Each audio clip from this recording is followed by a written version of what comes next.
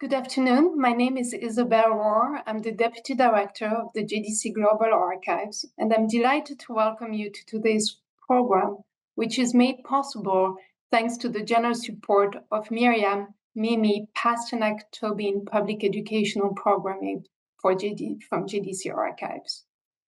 Today's webinar is the first in a new JDC Archives webinar series on exploring the Jewish experience in Poland from World War I to the Holocaust insights from the JDC Archives. For those of you who are not that familiar with the JDC Archives, the JDC Archives holds the records of the American Jewish Joint Distribution Committee, also known as JDC or the Joint, since its creation over 100 years ago. As such, it is one of the most important repositories for the study of modern Jewish history. Scholars from around the world, as well as filmmakers, journalists, family researchers, use our collections for their research. We also offer fellowships to enable scholars to conduct research in our archives. One of these fellowships is the Fred and Ellen Lewis JDC Archives Fellowship, which was established in 2012 in tribute to Ellen Lewis. Ellen Lewis was a German Jewish refugee who worked for JDC both in Shanghai and in New York. Our speaker today, Sarah Zarrow, is the recipient of a Fred and Ellen Lewis JDC Archives Fellowship for 2023. Dr. Sarah Zarrow is Associate Professor of History at Western Washington University in Bellingham, Washington, where she also holds the endowed professorship in Jewish history. She holds a doctorate from the Joint Program of the Skirball Department of Hebrew and Judaic Studies and the History Department of New York University. Her ongoing research focuses on Jewish life in Eastern Europe, especially in Poland. She is particularly interested in Jewish museum practices, language politics, and schooling. Her first book on the creation of Jewish museums in Poland will appear in the spring of 2025 with Cornell University Press. The title of her lecture today is The Joint and Women's Vocational Education, a case study of the Handicrafts workshop for Jewish girls in Lwów in the 1920s. Our format is that Dr. Zarrow will speak for about 45 minutes. This will be followed by 15 minutes of Q&A. Please note that your microphones are muted, but you can send us questions via the Q&A function on Zoom, and you can send us those questions at any time during the lecture. Dr. Zarrow will now start her lecture.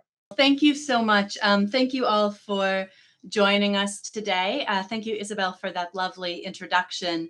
I want to thank the JDC Archives for offering me the Fred and Ellen Lewis JDC Archives Fellowship, which made it possible to conduct the research behind much of this talk. So, what you'll hear today is a very important piece of a larger project, which is still in its early stages, that investigates the Vocational School for Jewish Girls in Lwów, Poland, which operated in various forms under various names from 1915 until 1939. This talk will consider the role of the Joint Distribution Committee in the life of the school from the school's conception through the mid-1920s. I'll be telling the story of the school alongside the story of the JDC's involvement in the creation and operation of this and other vocational and trade schools. The Vocational School for Jewish Girls was established by Cecilia Klaftanova, whose professional background included teaching in Jewish schools in Lwów and who had also received a PhD in natural sciences and had worked as a lab assistant in zoology before the war. It blended vocational training at a very high level with arts education and a program of Jewish and general subjects. It was atypical for the kind of vocational program that the JDC funded, and it was atypical for vocational schools at the time in general.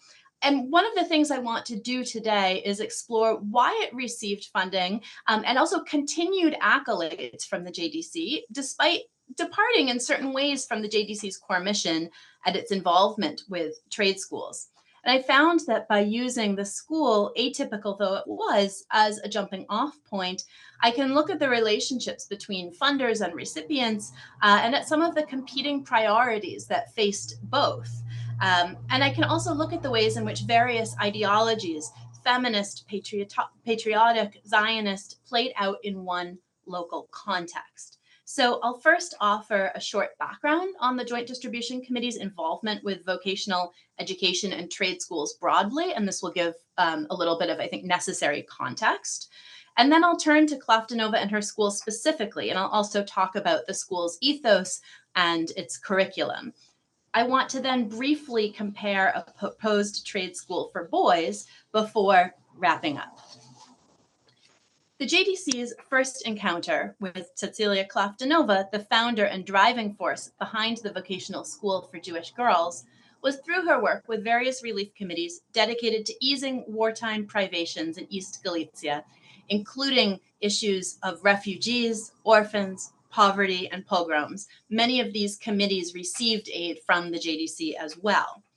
Those committees engaged in wide-ranging relief efforts, including operating a soup kitchen, distributing supplies and aid, caring for orphans, opening relief bureau at the rail station, and organizing small handicrafts workshops, which offered both work opportunities and also supplied soldiers and civilians with much needed provisions. The handicraft workshops formed the basis for the eventual gymnasium Klaftanova opened, as well as for similar schools across the former East Galicia. So why vocational education? How is it linked to the JDC's mission? A number of reports to the JDC from recipients of its aid, as well as from the JDC's own representatives, detailed the destruction of East Galicia's Jews' livelihoods, in addition to all of the other losses sustained during the war. The end of the war meant the end of aid for the most dire needs, and with that, a shift in focus to reestablishing Jewish life and livelihoods. Other American organizations left Europe, but the JDC remained. It did intend, however, to exit at some point, just not right away. And in order to be able to eventually extricate itself from Galicia and from East Central Europe more broadly, the JDC sought to target relief to problems caused by the war, not to longer standing issues facing Jewish tradespeople and artisans. This is something that will come up again and again in this talk and shows up in the archival sources many, many times. The JDC was clear that the issue of war relief was intimately tied to vocational training, as well as to care for orphans. It was seen as a way to solve a number of different problems. A resolution passed at the Third Convention of the People's Relief Committee, which since the fall of 1915 had been affiliated with the JDC, proposed that all children's homes, all orphanages, teach a trade, and that a teacher's seminary be established to train Jewish teachers to work in trade schools. They also recommended establishing trade schools for adults in larger towns. And we can see here, this is a photograph from one of the workshops that Klaftanova ran. So you can see both the idea of production of materials, but also of putting girls to work, and also in the adult training programs of putting adults to work. The period of wartime relief before the Reconstruction phase had included aid to trade and vocational schools, including Klaftanova's workshops, but the support was occasional and a little bit haphazard. The JDC resolved to provide mainly equipment and repairs to school buildings rather than assistance with curriculum or instruction. And I think that this is in line with the goal of eventually leaving Europe, allowing the schools to operate and hopefully flourish on their own. The hope was that school-based crafts workshops could cover part, at least, of the operating costs of the schools. The Reconstruction Committee of the JDC was organized in May 1920, but its activities did not really commence until 1921. And here we can see a meeting in Warsaw 1921, and you can see that Klaftanova is on the left, the third from the left in the photograph, seated. Reconstruction efforts were organized under 5 departments targeting distinct but quite interrelated needs in the wake of the war: childcare, cultural and religious institutions and programs, medical sanitary improvements, economic reconstruction, and refugee work. Although it fell under the childcare rubric, vocational education really touched on all 5 of these areas. Vocational education also fit directly into a Jewish Enlightenment idea of productivization. Not only would productivizing the Jew help Jewish individuals and communities financially, it would also prove to surrounding non-Jewish societies that Jews were a necessary component of civil society and not a drain on resources. And there's a relationship here to child welfare and orphan issues as well. American philanthropists more broadly, not just in the Jewish sphere and not just at this time, historian Jacqueline Granick reminds us, also believed in the notion that poor children were really in danger of becoming indigent and would only prove their worthiness through a certain amount of diligence and hard work. How much more so refugees and orphans who had no other source of immediate aid. Training orphans in practical, marketable skills became a mainstay of the JDC's relief and reconstruction efforts, and attendance figures grew throughout the interwar period. Most of the vocational schools taught non-artisanal skills: machine sewing, basic tailoring, welding, and riveting for boys. There was a practical reason for this. There were not enough Jewish artisans to teach artisanal skills, and few, if any, Jewish guilds for graduates of the school to join. At various junctures, the JDC considered importing teachers from the United States, and this was something that was urged by some of the leaders of the various schools because they didn't have enough teaching staff. And these teachers that would be imported would presumably teach in Yiddish. This never happened, but this was something that was considered at a few junctures. JDC leaders in Europe and in New York debated which projects to fund and how to think about vocational education generally. They were wary, as I mentioned, excuse me, of not trying to solve older, longer standing problems with help for artisans or with establishing vocational technical schools. The 3 long-standing issues in particular continued to arise throughout the time period that we'll be talking about and beyond. First, the issue of apprenticeships for Jewish artisans in training who needed to be fed as well as trained. Established artisans were, and had been in the past before the war, reluctant to take apprentices on. A second long-term issue was the efficiency of artisanship. One report that the JDC produced noted that in Łódź and the surrounding area, hand weavers worked 16 to 18-hour days, and urban and rural hand weavers competed for business. And likely this competition was also really linked with ethnicity or with religion, with Jews as the urban hand weavers, and generally that the profession was, in the words of the report, doomed. The third issue that kept coming up and was also often dismissed as an issue that was present before the war as well, and therefore that the JDC should not involve itself in, was the issue of the knowledge level of Jewish artisans and generally the skill level and the quality of the wares that they produced. Critics of the JDC's efforts noted that solving older problems was not in keeping with the JDC's goals.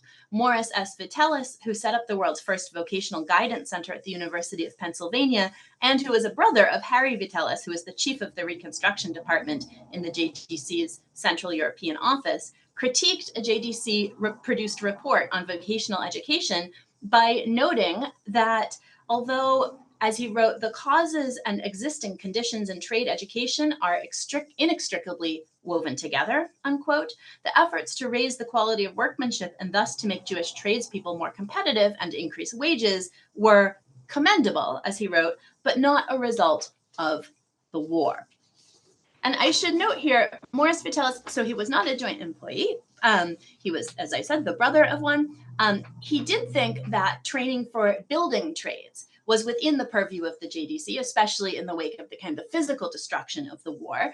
It's not that he critiqued all funding for vocational education, but if the JDC had heeded his words, there would be few, if any, vocational schools for girls and women opened, certainly none at a high level. Girls and women simply weren't involved in the kinds of work he seemed to find valuable and in keeping with the JDC's mission to only respond to issues created by the war. At an April 1921 conference, JDC workers hoped to clearly and explicitly lay out the goals of vocational education and the JDC role in funding it. The conference was designed to, quote, clear a rather hazy atmosphere and eliminate a lot of impractical ideas on Reconstruction that a good many people are harboring at the present time, unquote. One such hazy issue was surely the one of which problems were longer term and which were a direct result of the war. It's almost impossible to put problems in one category or the other. Truly realizing the broad goals settled on at the conference, a comprehensive program of trade education starting with the upper elementary grades and lasting through continuing education courses, was not possible. It was obvious even at the time that municipal and state support was really not forthcoming. Everything had to remain in Jewish hands, both local hands and in the proverbial hands of the JDC. So this is the background against which we can really start to tell the story of how Cecilia Klaftanova and her school came to the attention of the JDC.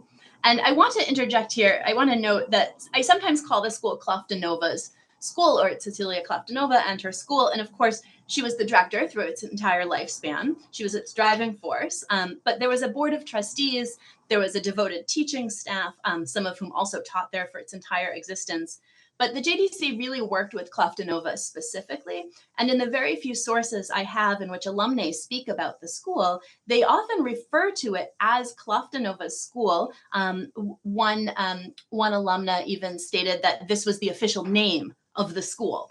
And this makes sense, I think, as in her own time, Klaftanova was really well-known locally. She was well-known within Poland and eventually abroad. By all accounts, she was a formidable figure. So she's really just absolutely associated with the school at the time and also later on. At the start of the war, Klaftanova opened a shelter for abandoned and orphaned children. Beginning in 12 loaned rooms near the center of Lwów, Klaftanova also founded craft workshops for girls under what she later described as the most primitive of conditions. Eventually, the workshops moved into the same building as the shelter, and the workshops were officially organized as the Society of Handicraft Workshops for Jewish Girls in Lwów. In September of 1920, Klaftanova wrote to Julius Goldman, the JDC's European Director General, imploring him to provide aid to the school and enclosing the school's executive committee report. Goldman had visited the school with his wife Sarah Adler Goldman and daughter Hetty Goldman. The school, even if it in its initial form, had made a great impression on Goldman and on his family. Klaftanova herself did as well. Goldman told her in a letter that he, quote, would remember my conversation with you as among the most pleasant of my Polish experiences, unquote. Klaftanova detailed the work of the school, its numbers served, and the student status as refugees. At the time, the girls who worked in the shops were mainly refugees, although that would change, and the fact that the school provided free meals and free supplies. Although there were other resources for the school, a small subsidy from the local relief committee and the sale of wares produced by students, the school really only had dreams of becoming self-supporting in the future. Klaftanova, along with others from the school, asked for supplies first and foremost, rather than money, including equipment and raw goods with which to teach and with which to make clothing. They also emphasized the fact that the school's curriculum had been recommended by the Austrian Ministry for Public Works and had subsequently been approved by the corresponding Polish ministry. At that time, the curriculum included vocational subjects, bookkeeping, drawing, civics, textiles, and a trade chosen by individual students, as well as ones that would be found in any Jewish school at the time: Polish, religion, Hebrew, rhetoric, civics, hygiene, singing, athletics. In terms of funding priorities, thus far, most everything in the appeal for funding is absolutely in line with the JDC's goals. The school will serve refugees, will provide meals and supplies, as well as education, and it would eventually, hopefully, be self-supporting. Additionally, already in 1920, the school's leadership was thinking larger than Lwów. They noted that provincial cities also were desperate for girls' vocational education, and that in a few nearby towns, similar programs had already begun and would continue when conditions allowed. But there were also real points of incongruence.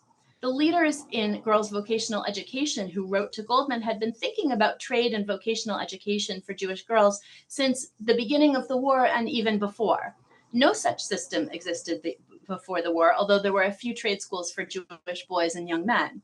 The school's leadership linked the vocational education of girls to the overall Reconstruction efforts, noting that many young children were put to work, but that there was no thought given to their longer-term prospects, and that would be a gap that girls' vocational education could fill. But their ultimate aim for women was broader. They believed women should not be beholden to fathers and husbands for their livelihood. Klaftanova and the leadership team wrote to Goldman that during and after the war, the lack of skilled training among women left them entirely helpless, without economic recourse, especially as there was also really no use for unskilled labor since there was no large industry. And there may be something that's unspoken here as well. Helpless women without skills in a region without the need for unskilled labor either would potentially turn to prostitution. I'm going to be doing more research on the anti-prostitution angle of the school a bit further down the road. Klaftanova saw paid work as a way to ameliorate the economic and therefore social situation arising from women's reliance on their fathers and husbands for money, regardless of economic status.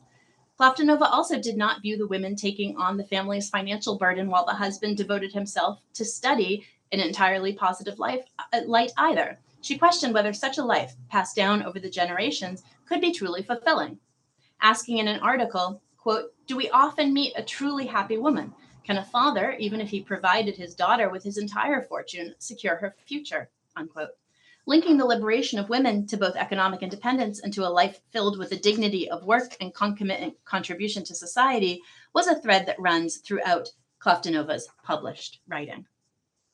So this school was also, at least in part, about women's liberation from a male-dominated household economy. And while, of course, it's also about all of the things I noted before, the school's leadership rather saw that the basic issue was women's economic reliance on men, which was then exacerbated by the war and its privations. The group writing to Goldman, Klaftanova, and the school's board had to thread a really tricky needle. They noted that the public did not see preparing girls for trades as a necessity, but they also wrote in the letter that providing employment for women was only a secondary task. Their chief goal was educational. Of course, that education was meant to lead to employment. I think it's really impossible to extricate employment placement from vocational education. This is the promise of vocational education then, and I would say also now.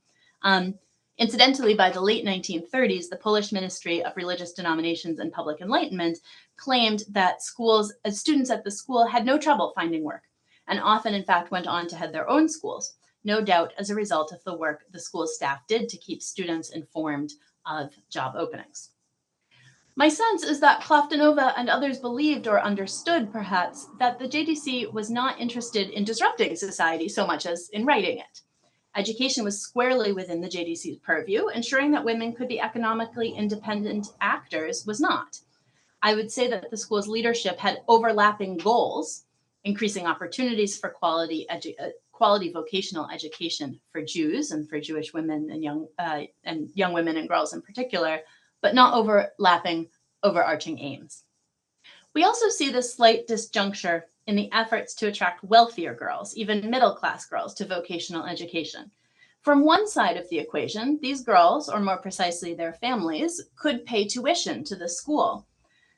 In fact, a school in Vilna, which also received a subvention from the JDC, operated a dressmaking workshop that was run by an expert from Vienna. And this is part of how they advertised the school. This dressmaking shop's, her skills and her work in an atelier in Vienna. Its budget included a line item for, quote, girl pupils of upper classes, unquote. Such girls were needed for the school's operating expenses. They were built into the budget. Perhaps it's a cynical way of looking at things, but I also think it's quite realistic in terms of the dire economic circumstances they were faced with, including, of course, as well, currency fluctuations. So any sort of subvention from the JDC could be worth far less 2 weeks later than it was received. And this is something that the schools, all of the schools, not just Klaftanova's, was thinking about and dealing with all the time. And of course, also at the JDC, they were thinking about this. From the other side, Klaftanova especially, but the other school board members as well, really emphasized the idea that even women and girls from families with some means were not exempt from the reliance on men for their well-being, and that economic liberation wasn't a question of resources at its core. So again, divergent ultimate aims, but overlapping goals. Julius Goldman wrote to Herbert Lehman, chair of the Reconstruction Committee in the JDC's New York office, offering his support for Klaftanova's appeal, noting that the school did not require an excessive amount, as he put it, and that it should receive special attention.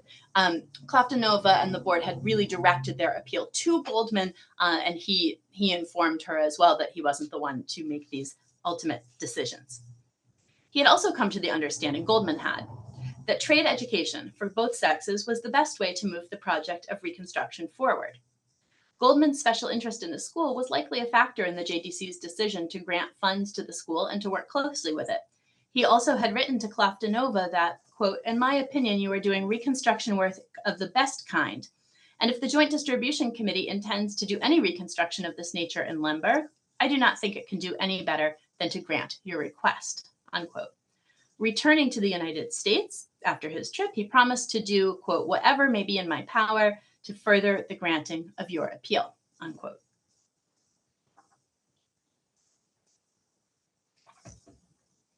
Others at the JDC agreed that the school was worth funding. Around the time of the initial request, an internal note circulated between Assistant Secretary Mary Hoare and others at the JDC, noting that one Miss May said her overcoat was made by students of the school, and that the school was, quote, "supposed to be the best school of such character in Poland," unquote. And that's already in 1920. So that's before, I'll talk a little bit about an expansion. That's before the expansion of the school. That's before it really turns into a full-fledged gymnasium.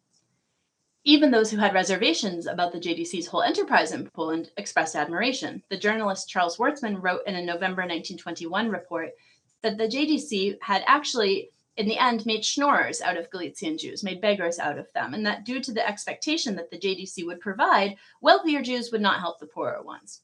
Among complaints about the general organization about JDC-funded programs, poor quality of food at community kitchens and the like, Wartzman did spare a glowing note for Klaftanova and her school.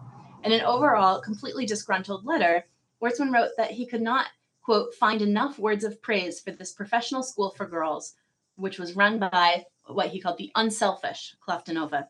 He added that the school, quote, "deserved every possible support," unquote, and that it could be used as a model for future schools. So the JDC did fund the school, granting Klaftanova's request, although they made it clear that it was a one-time subvention.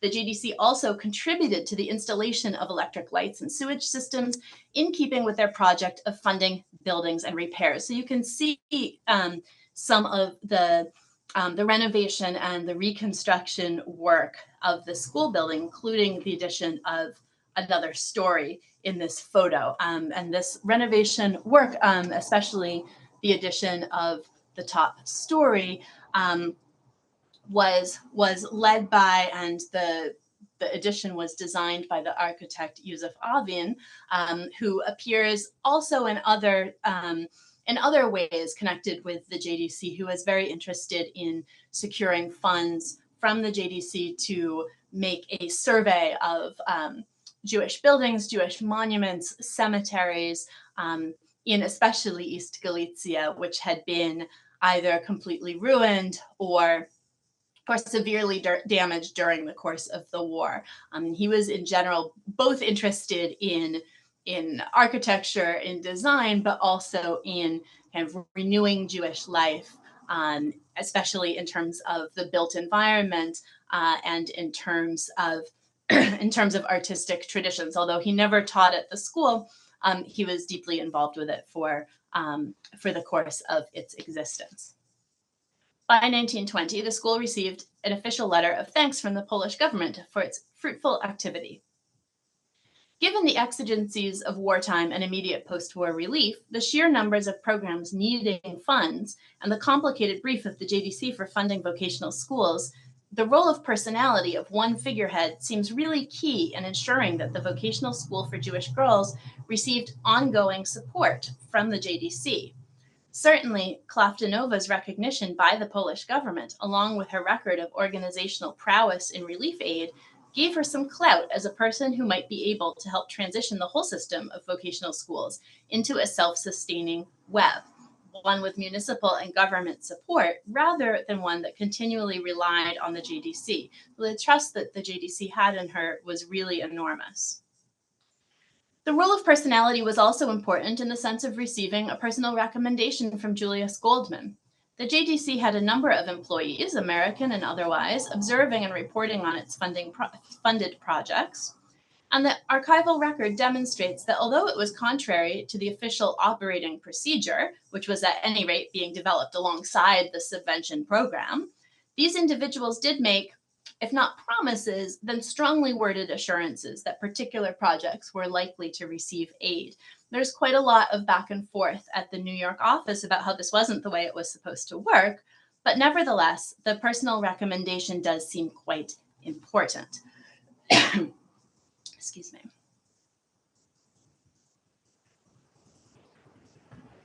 The fact that Klaftanova and her board did seem to want to use the school as a women's economic empowerment project may or may not have been obvious to the JDC at the time. What is clear is that they did a good enough job of making their case for the importance of their school as a school only to get many of the resources that they needed.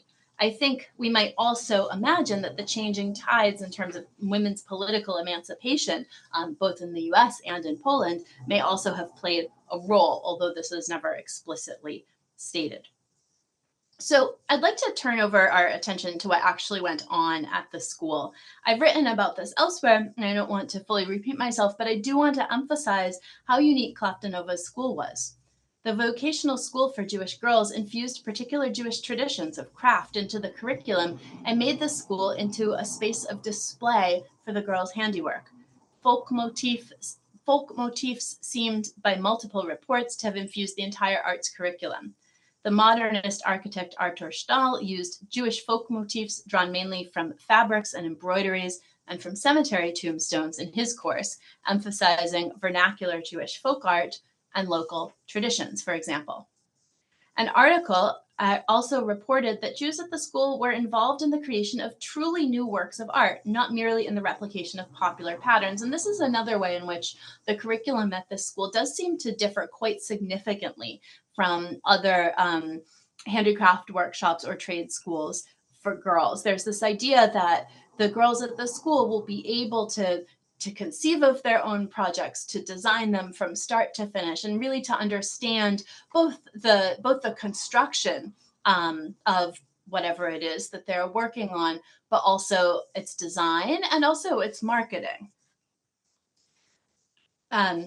The works produced, this article stated, are not copies of contemporary patterns, but rather original manifestations of Jewish native art.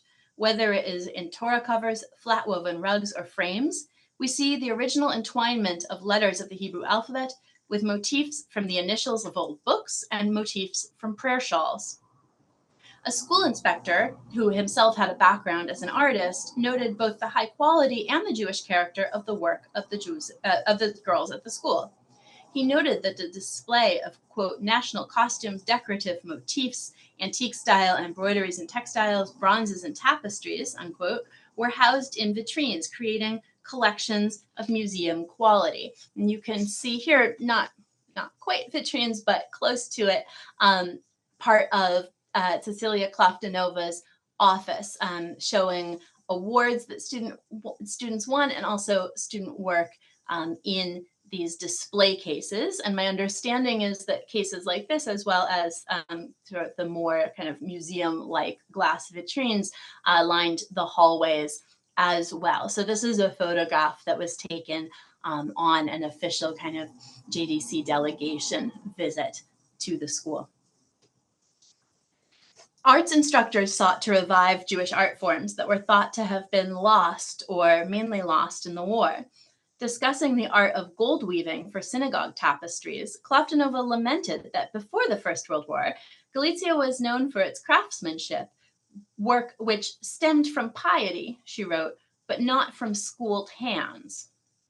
She hoped to inject skill and a modernist sensibility into traditional crafts for which she had deep respect, noting that, quote, Jewish vocational schools, which cultivate knowledge of Jewish heritage and are familiar with religious motifs, do not only teach the value of folk art, but incorporate those motifs into modern creations, whether for the goal of sacred art or for use in daily life. In this way, students at the school were entrusted both with reviving beautiful local Jewish art traditions and with transforming them into something quite new. And this is in line with kind of other modernist art movements at the time, particularly in Poland, kind of local manifestations of Art Nouveau. There are a couple of parallels that you can see. So I want to show a few slides with some of the wares produced by students at the school. So we have here, this is an exhibit of student-made products from the early 1920s. I don't know exactly where this was, but it is from the early 1920s. So you see mainly here textiles, although on the back wall, there are also drawings, figure studies, and studies in different types of motifs. And then we also have clothing made by the students in the 1920s. And I believe my understanding is that at least one of these pieces was also made by one of the teachers, but I don't know precisely which one. I've been trying to figure out some of the details of these particular pieces without a whole lot of success. So we can see here, again, kind of the popular patterns and the elements of craftsmanship, of design, of incorporating embroidery, and things like that as well. And of course, there were also items of Judaica, items for ritual use that were produced. So we have an embroidered matzah cover. There were similar, a number of similar designs for matzah covers, for challah covers, things like that, also embroidered. And here we see needlepoint and embroidery produced by students in the 1920s as well. These ones not for ritual use per se, but for everyday or for general holiday home use. Students also displayed their wares at various trade fairs. VUZET, I will talk about in a moment. It was a network of schools that Klaftanova did end up establishing, and they exhibited their wares at large trade fairs in the region. And you can see some similar, it's not a very high quality photograph, for which I apologize, but you can see some of the examples of what the students produced there as well. Oops.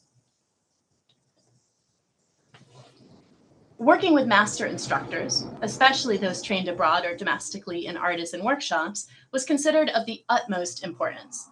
Antonia Fleck-Kesslerova, the school's arts workshops director, wrote that the idea of a studio which could fill orders for wedding dresses, fine linens, gold-threaded synagogue vestments, and other delicate work. She placed special emphasis on the idea of the customer and the order for the students. The commission, its importance, and the responsibility for its fulfillment inspires, she wrote, in the students a feeling of the weightiness of the work and raises its importance in their eyes, not as preparation for life, as is often said, but as part of life itself. Students' work, even before graduation, was expected to be on par with work produced in Viennese ateliers, and students would go to local ateliers for advice. The school building also housed an artistic workshop for synagogue decorations called Rimon.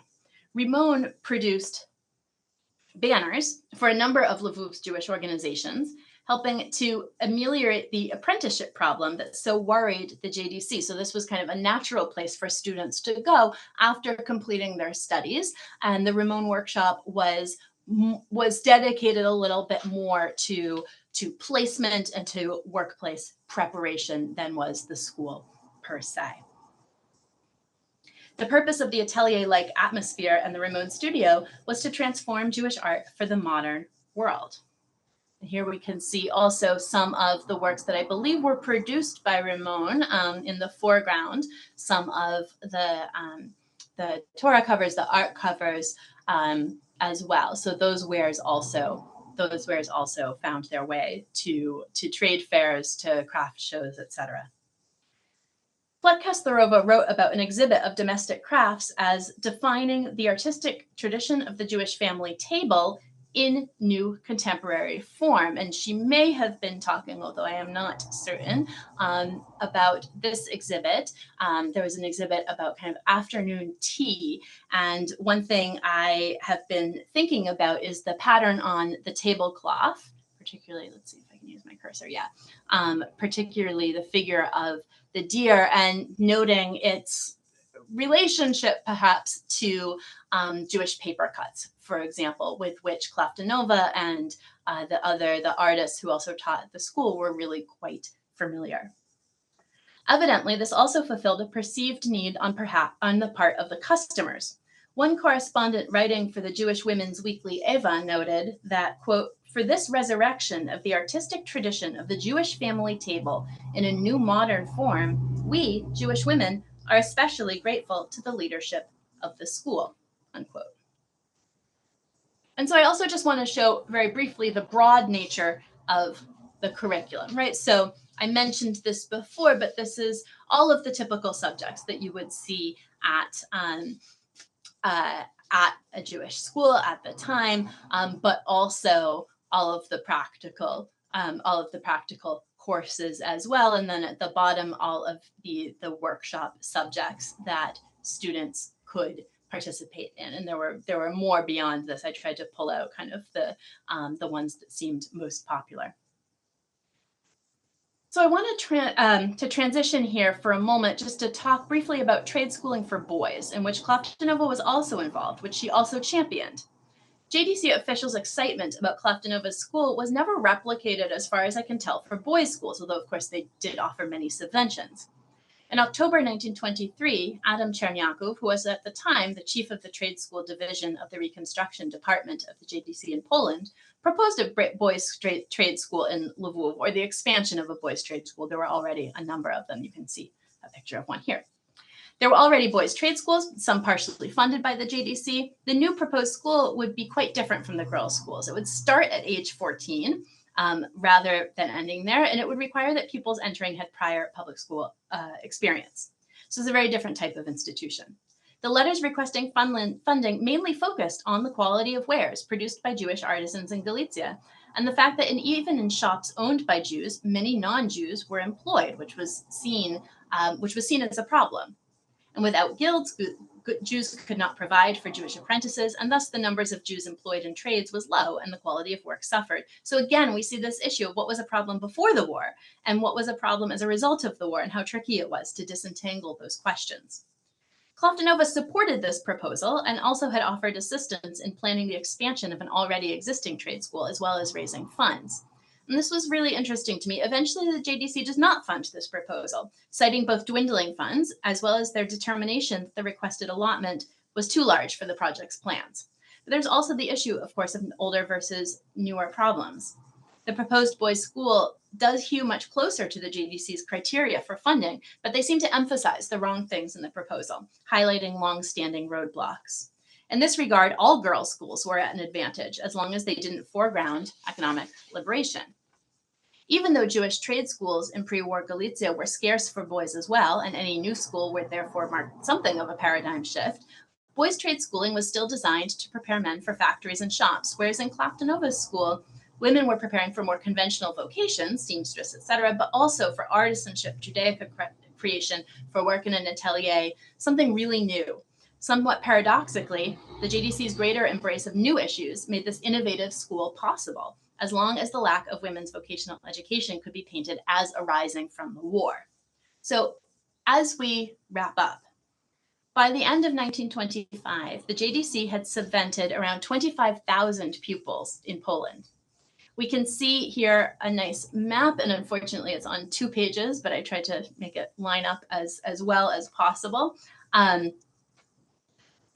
A nice map showing the locations of subvented schools. The different shapes in the key and on the map means that the kind of fiscal responsibility for the schools was shared with other organizations such as ORT, and there's a really complicated structure for sort of what types of things the JDC would subvent versus ORT, which if anyone's interested in, there are a couple of tables that lay this out, but you can see that the subvented schools really span the entire geography of interwar Poland, and then that there were often multiple ones in the same city as well.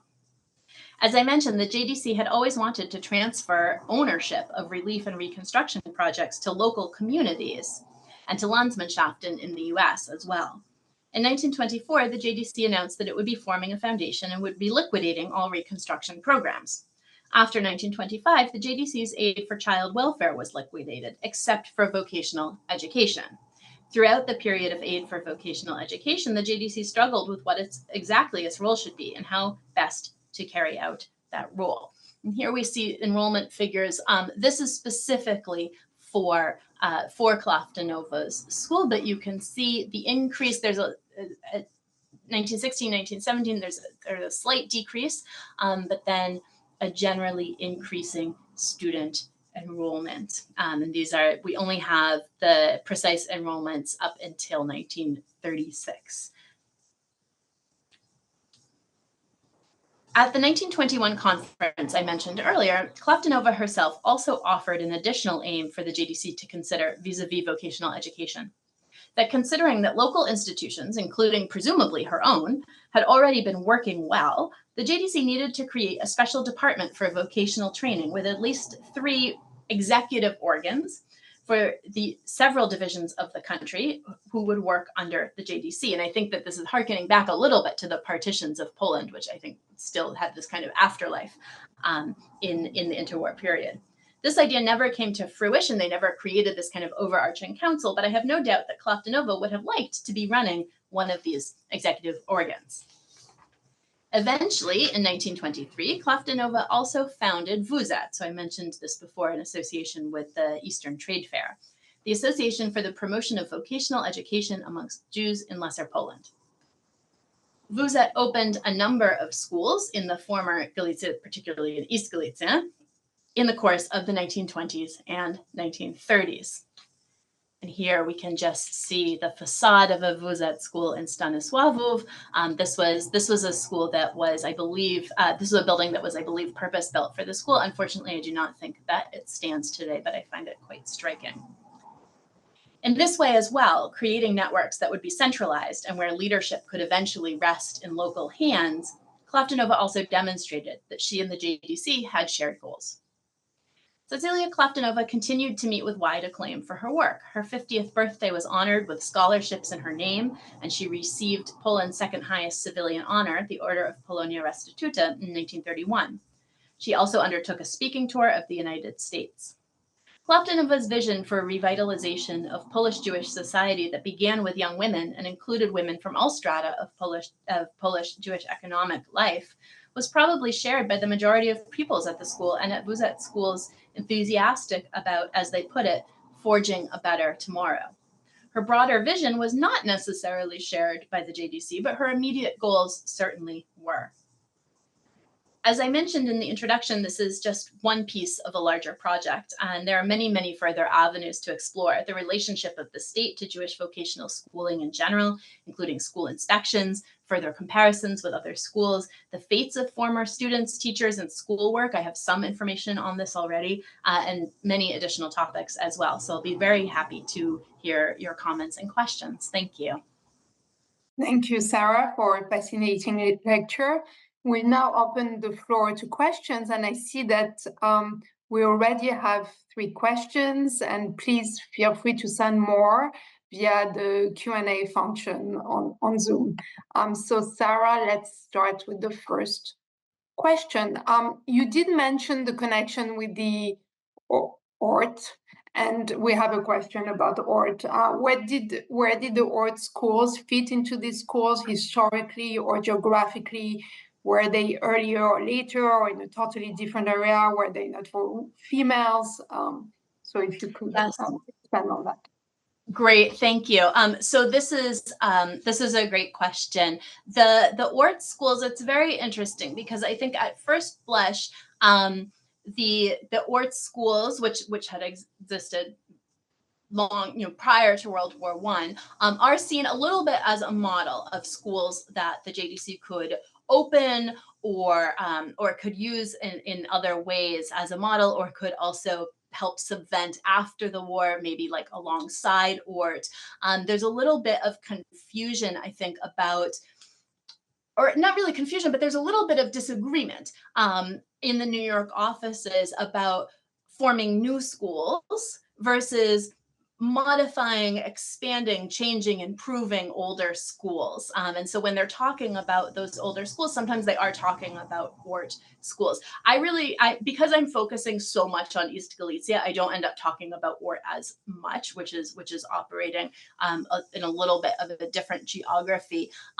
But there are a couple of different kind of memoranda of understanding, and if you want, I can point once I have more notes in front of me to the exact documents about kind of what the JDC would provide, what ORT would provide. There are other organizations as well that are also interested in trade schooling and had been from before the war.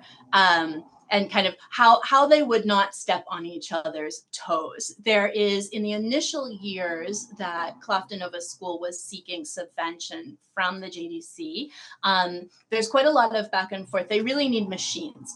Clofton Nova School. They don't have enough sewing machines. They have a few that have been loaned or donated, but they just simply, they need 50 or 60 machines, and they just don't have this many.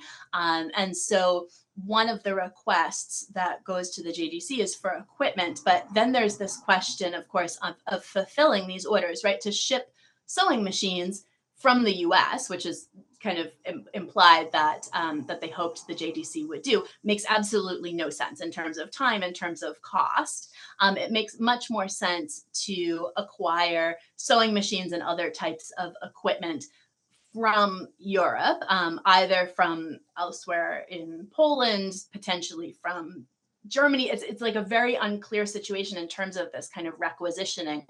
And this is where I think that there is real cooperation with ORT, who is seen to be, they already understand some of the supply lines for getting machines, for example, and for getting other types of equipment. They already know how to do this. They've been doing it for years. And that is to the best of my understanding, although I'll say that it's not an avenue that I was deeply researching, this is where there is quite a lot of cooperation between the JDC and ORT. That JDC could be responsible for the physical buildings and sometimes subventing equipment, but that ORT could be responsible for actually providing the equipment, working with suppliers, I guess I would say. Thank you, Sarah. So the next question is, do any of the handicrafts still exist, or were they all destroyed in the show? This is a great question. I would love to have a more complete answer, but what I can say is that the JDC sponsored what was called a childcare exhibit. And in this childcare exhibit, there were many crafts that were produced by students at all of the schools, not just Clofton Nova School. And there was this exhibit in Berlin, and it came to the United States. This is in 26, 27. And this exhibit came to the US. And what I found somewhat amusing in the archives was that putting this exhibit on in the US kind of wholesale from how it was exhibited in Berlin was enormously expensive. They had to pay for all of the freight to get all of these crafts, plus the display boards, plus there were panels that kind of talked about the work like you might see in a museum. Shipping all of that from Europe to the US was enormously expensive. And the New York office was not fully apprised of how much it would cost to put on this exhibit in the US. And it was an enormous deal, though. They tried to get Herbert Hoover to speak at it, also the governor of New York. This was supposed to be a really big deal. It ran just for not a very long time. But how this relates to your question is, because of this enormous cost to ship everything to the US, they decide they can't possibly ship it back to Europe, that would just double the cost. So what the JDC attempted to do was to donate all of these materials produced by students to various educational institutions, mainly in New York, also to some individuals who had donors to the JDC.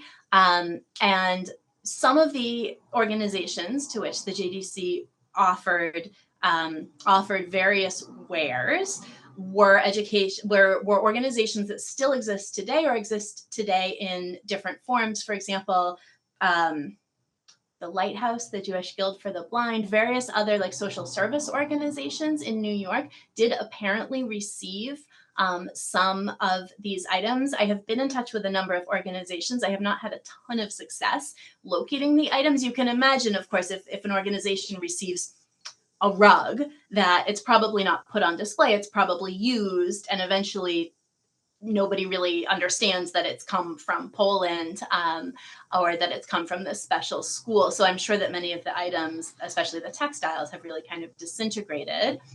But also did they did offer a number of ritual objects, especially some of the Torah Ark covers, to the small museum that was housed at the Jewish Theological Seminary's library. So that part of the library, which was a small museum, was eventually given to the Jewish Museum. So it is also possible that some of the materials exist at the Jewish Museum in New York, and I am currently trying to figure out some of the provenance issues there. And I haven't found anything that really jumps out at me where I can say, yes, like I've seen this in a catalog. I know absolutely it's something produced by the students at this school. I'm hoping to have one of those moments. I'm not sure that it's forthcoming.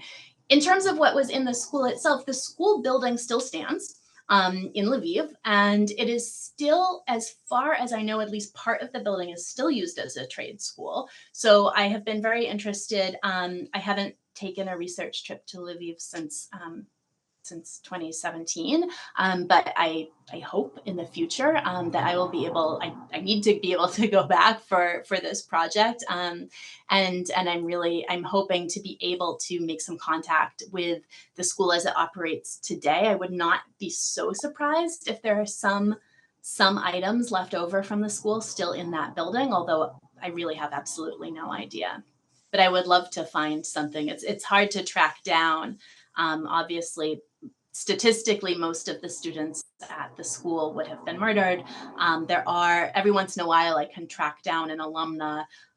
Sometimes they have interesting stories. Sometimes there's information in an obituary. But it's a tough line to trace. This is fascinating. I mean, I know I believe we don't have anything in our artifacts collection. I was just asking the person who oversees the artifacts collection. So keep us posted if you find anything. Speaking of the pupils of the school, we have a few more questions related about them. So one question is, how old were the children at these schools, and is there a list we could check if we're interested to learn if any family members may have attended? Yes. So the students at the school, the gymnasium itself. So originally, the end of the age of compulsory education in Poland, it changes at some point in the 1920s. Now I'm not remembering exactly the year, but the end of compulsory education was 14. So the students at first in some of these workshops are really kind of up like 10 to 14. They're quite, I have the exact ages somewhere, but they're quite young. But then this gymnasium opens, which is for slightly older students. And they also add on courses. There's like a home economics school, which is actually for homemakers, right? So for women who are already married and who are in sort of their like first year of marriage, making a home. And that's like a slightly different program. They're learning about kind of quote unquote rational homemaking and things like that. But those women are a little bit older. There are some lists of students so I showed, in addition to all of the wonderful photographs from the JDC archives, I showed a number of images from two basically large reports produced by the school. They also have a number of wonderful photos, and some of them do have list of pupils. One of the issues, of course, is that if anybody did get married, their name might have changed, so they can be very hard to find. But they also have a number of lists of teachers, what subjects they taught. I've started to compile a list of the teachers and subjects into a big spreadsheet. For the students, I haven't dared yet. It's just too much. But if I ever, I don't know if I ever find a research assistant who wants to do that type of work, I may. Every once in a while, if a student has a very interesting or a name that strikes me as unique, I will look somebody up to see if I can find any information. But it's fairly rare, although there are a few. The most famous alumna of the school was Paula Stout, who was Paula Weinbach. She was from Strie. She attended the school and then she went on to attend the Wiener Werkstätte. So she's like the absolute most famous alumna. She was married in Vienna. She moved to the US. She was divorced. Then she married Rex Stout, the writer. I'm not super familiar with his work, but she eventually ran her own design studio, and she made a sweater that FDR wore. He's pictured in this wonderful photo. So her work is really well known. I am attempting to contact her grandchildren at this point to see if they have any kind of memory of their grandmother ever talking about this school. But other than that, it can be really, unless somebody didn't marry, survived the war, potentially moved to the United States or to South America, it's really hard to track them down as well. Every once in a while, they appear in like survivor testimonies. And that's when I mentioned that students sometimes referred to it as Klaftanovva's school. That's where I'm getting it from. They have a lot of stories about her and what a big presence she was. Not all of them 100% complimentary. That's fascinating. So I'm going to ask you we received 3 questions from the same person. So the first question is, what languages did they speak while teaching in the school? The second question is, can you speak a bit more about JDC's internal discussion about Klaftanovva's leaning towards economic independence for women? And the last is, what happened to Klaftanovva during World War II? Yeah, absolutely. So the school's language of instruction was Polish. There were classes, as you saw, there were classes in Hebrew, which included literature and also kind of like national song, I would say. There are also other language classes, French and German, but the language of instruction was Polish. Klaftanovva did understand, though, that Yiddish was really necessary, especially kind of in the more provincial areas, and especially for attracting girls of lower socioeconomic status. That's how she saw it, and that using kind of the Yiddish press and kind of Yiddish like publicity organs was really important in terms of attracting a following. Serving the population of students who were more comfortable in Yiddish, and certainly whose parents were more comfortable in Yiddish, was I would say like a secondary or maybe tertiary priority of the school. It's also one of the reasons that the school's kitchen was kosher. They really emphasized that like this is for a particular subset of girls at the school, not because of course they would have a kosher kitchen. So I think those things are related, but the instruction was in Polish. Internal discussion. There isn't an internal discussion. I think that in the way that Klaftanovva, there's different types of writing that she produces, and there's the writing for the JDC, and then there's the writing for publications such as Przegłos Społeczny, that have a little bit more to do with women's economic liberation, that have a little bit more to do with her ideology. I think she understood very well. I think she was a good, she understood this kind of terrain of philanthropy in a certain way, that there are things that you write to your funders about what you're doing, and there are things that you might write elsewhere to what you're doing. So there really isn't internal discussion, as far as I can tell.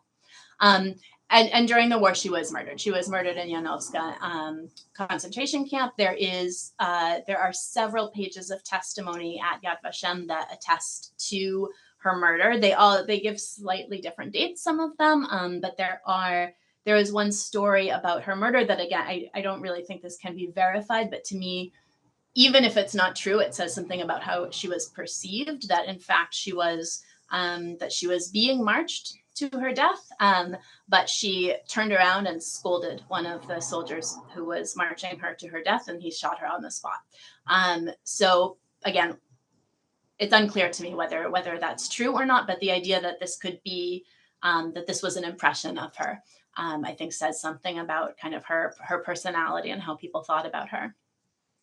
So I see that we have one more question, and I will ask you that, if it's okay with you. Where did the children typically come from, rural or urban areas? I'm wondering if they perhaps came from nearby villages, as there was a movement to cities around the time. And I think you mentioned that some of the girls were refugees as well, right? So if you Yes. could.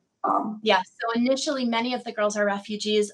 When they have lists of students, they typically are not saying where they came from, unfortunately. But in the first few years, a majority of the students are refugees, so they're coming from the areas surrounding Lwów. But as far as I can tell, it is a little bit more difficult to attract students like truly from villages, more that they're coming from towns surrounding Lwów. But to some of the other schools like Stanisławów, where you saw the facade of the building in the last slide, that school is attracting more rural students, and it's there. Also a school in Kolomia, that Klaftanova is finding that Yiddish is a little bit more important in terms of advertising the school. There are also a few schools that the joint events, which don't have to do with Klaftanova, but where there's really mixed populations, and they're actually teaching. I found this really fascinating, but couldn't really follow up on it. Different crafts to different ethnicities. So like Ruthenian, Ukrainian girls are learning something different than the Jewish girls in terms of the craft, which I found really fascinating. There are also, I should say, there are a very, very small number of non-Jewish girls at the school, because it was known to be a really good school. But I haven't really been able to follow up on those students as well. These are all potentially pipe dreams for this project, but it would be really interesting. Great. Well, thank you, Sarah. This was really fascinating. And thank you to our participants for joining us today and for sending such good questions. We also want to thank the Miriam Mimi Pasternak Taubin Public Educational Programming from JDC Archives for making this webinar possible. Our next program will take place on July 29. Yuri Kaparulin, the recipient of the 2023 Sorrel and Lauren Chassin JDC Archives Fellowship, will give a lecture on the Jewish agrarian settlements in southern Ukraine between 1924 and 1948. Invitations will be sent out later this week. Please sign up for our e-newsletter if you'd like to be added to our mailing list for upcoming public programs. We have a link for that in the chat. And wishing everyone a very good day. Thank you. Thank you.